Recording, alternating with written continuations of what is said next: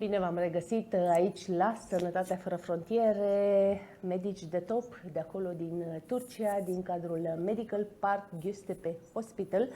Astăzi vorbim despre ceea ce înseamnă operațiile estetice după naștere sau în alte cazuri care se impun în rândul doamnelor mai ales. Alături de mine, prin intermediul StreamYard, se află domnul dr. Cem Öz. Hello, doctor. Nice to hear you. Nice to talk to you. How are you? Nice to meet you. I'm fine, thank you. Dr. Oz, I would like to know, our viewers from Romania would like to know, is if following birth, some changes can occur in the body. First of all, can you give us some information about these changes? What kind of changes occur for a woman, of course? Hamilelik döneminde hormonal etkiler nedeniyle kadın vücudunda ödem oluşumu artar. During pregnancy, the formation of edema in the female body increase due to hormonal effects. Ayrıca dokularda gevşeme görülür. In addition, the tissue are loosened. Deri altı dokunun normal kalitesini kaybetmesine ve çocuğun büyüyüp gelişmesine bağlı olarak strialar yani çatlaklıklar ortaya çıkar. Skin cracks appear to do the fact that the subcutaneous tissue loses its normal quality in the child grow and develop.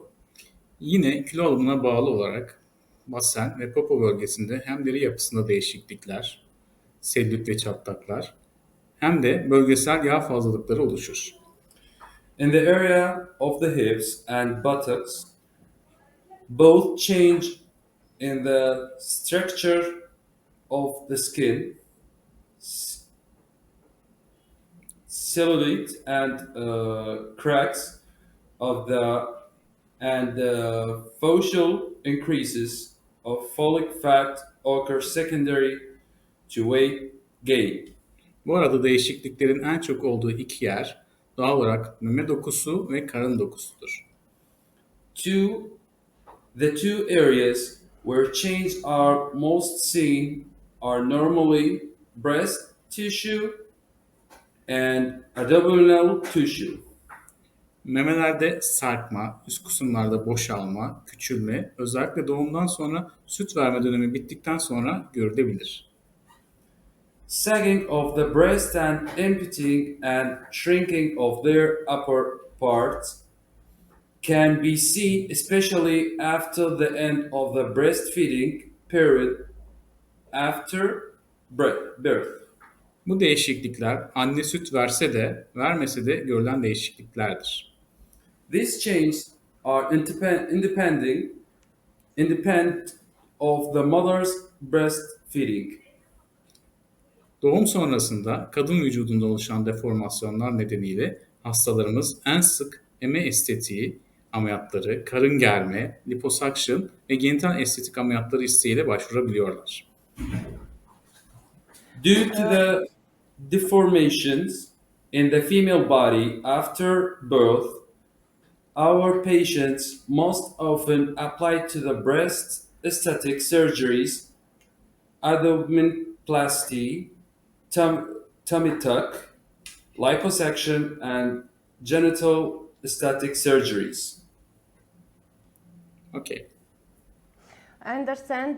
Dr. Oz, please tell me, could you give us some brief information about abdominal aesthetic surgery, please? Okay. Karın germe ameliyatlarının amacı sarkan derinin fazlalıklarını almak, karın duvarının genişlemesine neden olan karın kaslarındaki zayıflığı düzeltmek, cilt altı fazla yağ dokusunu azaltmaktır. Böylece sıkı ve düz bir karın elde edilir. The purpose of abdominoplasty surgery is to remove the excess of the sagging skin, correct the weakness of the abdominal muscles, that cause the expansion of the abdominal wall and remove the excess subcutaneous fat tissue loose. Böylece sıkı ve düz bir karın elde edilir. A tight and flat abdomen is achieved. Hamilelik döneminden sonra normal kiloya gelindiğinde karın bölgesindeki en önemli deformasyon derinin sarkması oluyor. When returning to normal body weight after pregnancy, the most important deformation in the abdominal areas is sagging of the skin. Bu görüntüden kurtulmak isteyen kadınlar için karın germe ameliyatı uygulanıyor. Abdominoplasty surgery is performed for women who want to get rid of this appearance. Bu uygulamada göğün altında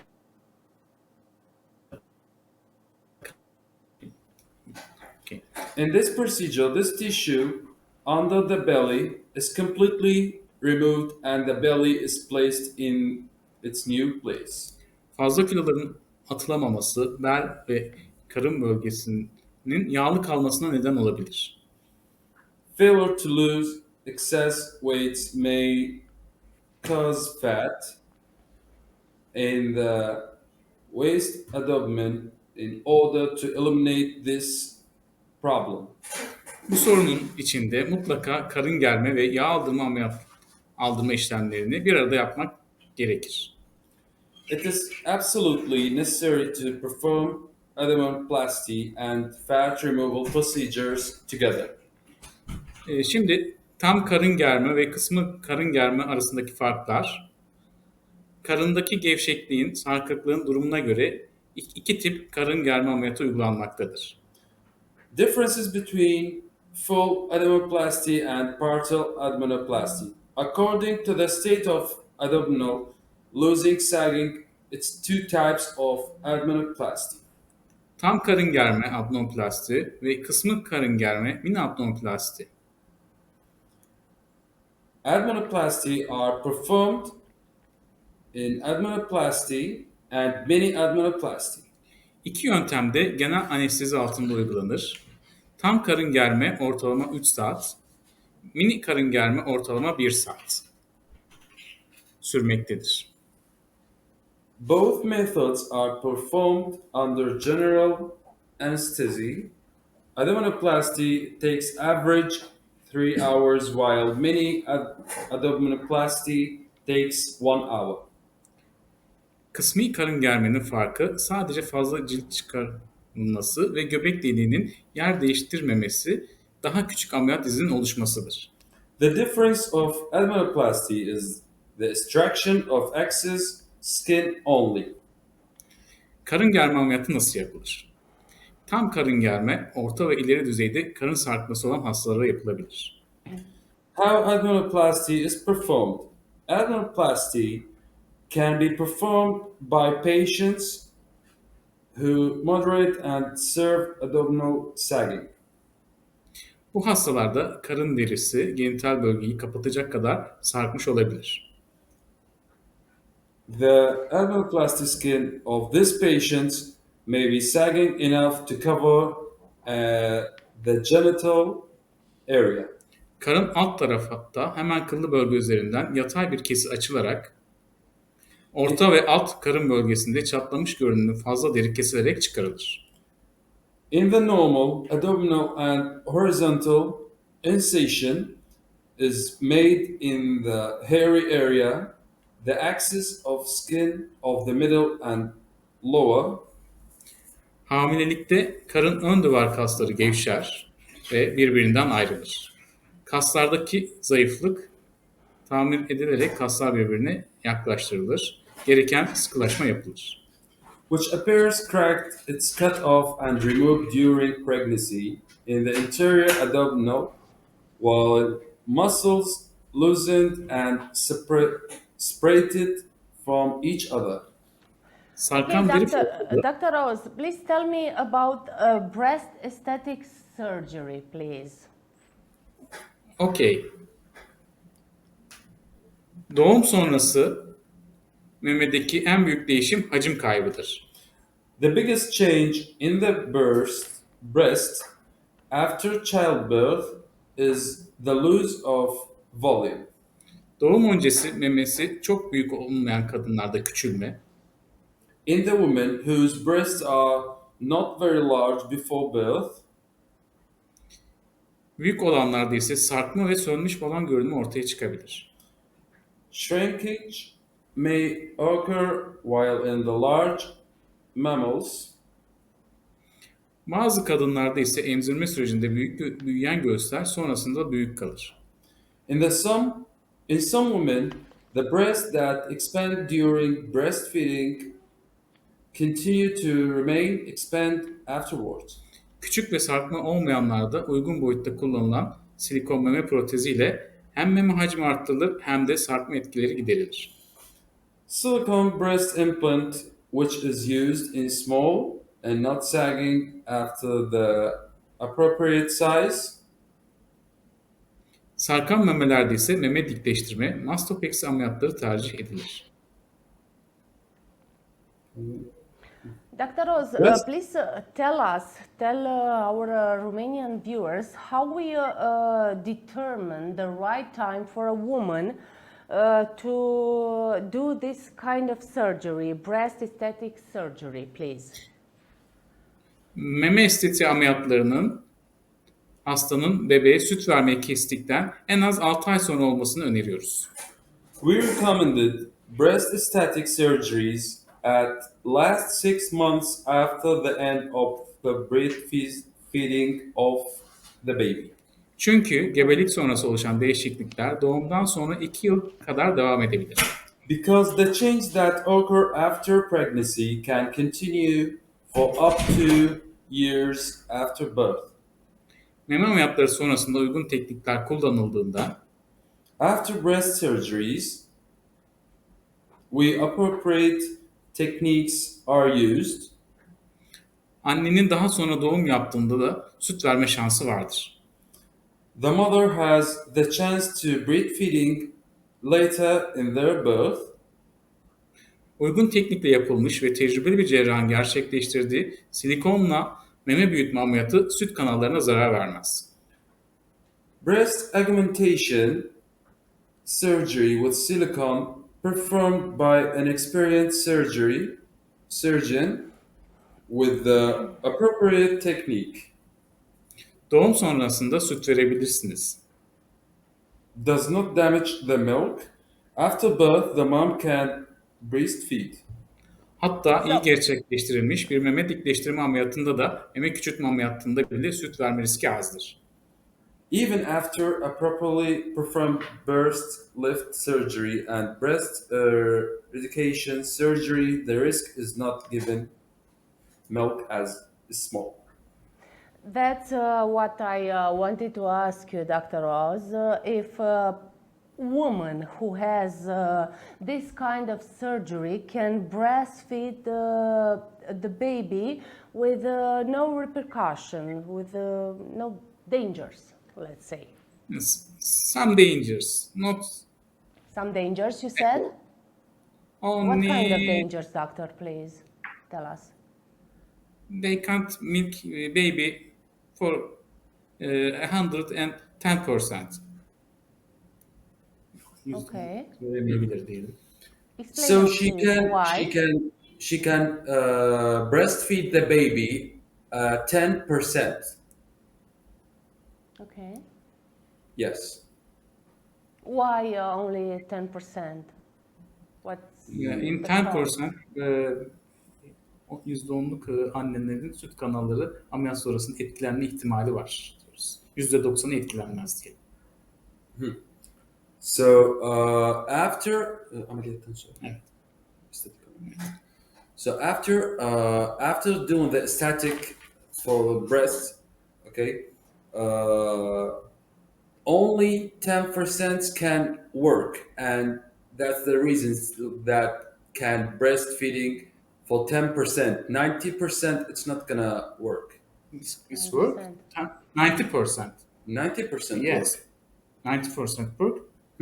10% doesn't work. Big percent. Sorry, 90% it will work. 10% it's not will be work. 90% it will work, 10% Yes. not. Yes. That's a good news. Yes.